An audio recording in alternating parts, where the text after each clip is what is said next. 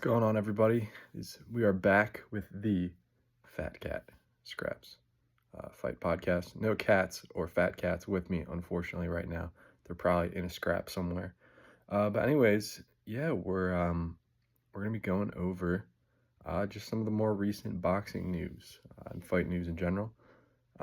So just this past weekend, I'm gonna kind of be backtracking a little bit. I haven't been very active, but just this past weekend. We had the Dave Allen card in Sheffield. Arslanbek Makhmudov was able to pull out the victory. Pretty convincing by decision. Had a couple points deducted um, for holding. I could argue that you could have maybe taken more, but I feel like officials don't tend to take too many points for that kind of thing. With or without the holding, I don't know if that has too much of an impact on the fight as a whole. But the card was pretty good overall. You saw Joe Hayden, Joe Haworth, a lot of White Rhino, Dave Allen promoted fighters in there. So good to see that, him kind of giving his guys an opportunity. But then, yeah, now we go over to Philadelphia this weekend. Go Birds. And Boots Ennis was able to secure the victory. Had some local fighters on the undercard as well who showed out for sure. It's a bit of a, across the world kind of thing, but a similar sense that, he's giving his guys opportunities. I actually saw some good promo this weekend as well. I really liked with DAZN and Matchroom and everything that they're doing. Having, the American fighters guess what like Premier League logos were, and then having the British fighters guess what like American football logos were. I believe Dave Allen thought this was Atlanta Falcons or I forget what else he said. Not the Dirty Birds. But yeah, overall, just good promotion, good solid promotion. I think with Ennis and Lima, obviously Boots going to a new weight class. I think Lima, he's one of these guys. He's always come in great shape. From what we've seen, but we haven't seen much of him. Kind of an unheard of name. So he certainly looked the part, and was able to be the guy that they could bring in and put on this show. But obviously, I think Boots is going to look to step up in competition. I think he translated. I mean, you can't take too much from when there's such a mismatch like that. But I think Boots definitely showed out.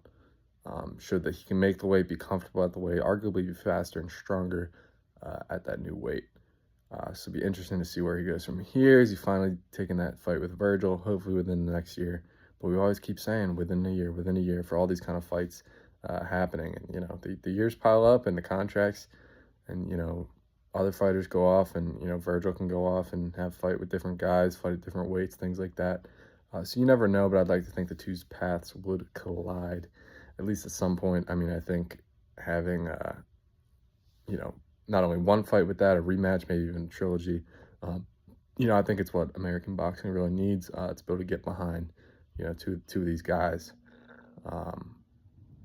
really, raised in America, really, some homegrown stars, homegrown talent that they can, the promotions and everything can kind of lean into. So I'm not sure if I've made a video since the last Misfits card. We saw Tony Ferguson score a victory against Salt Poppy. I'm still a very big supporter of Salt Poppy, just as a online content creator, and then also, as someone who can really mix it up in the ring and has some genuine, professional boxing skill, I'd say. Even if it's at the more low level. But yeah, we also saw Till get in there. There's been kind of heating up talk with him and Froch.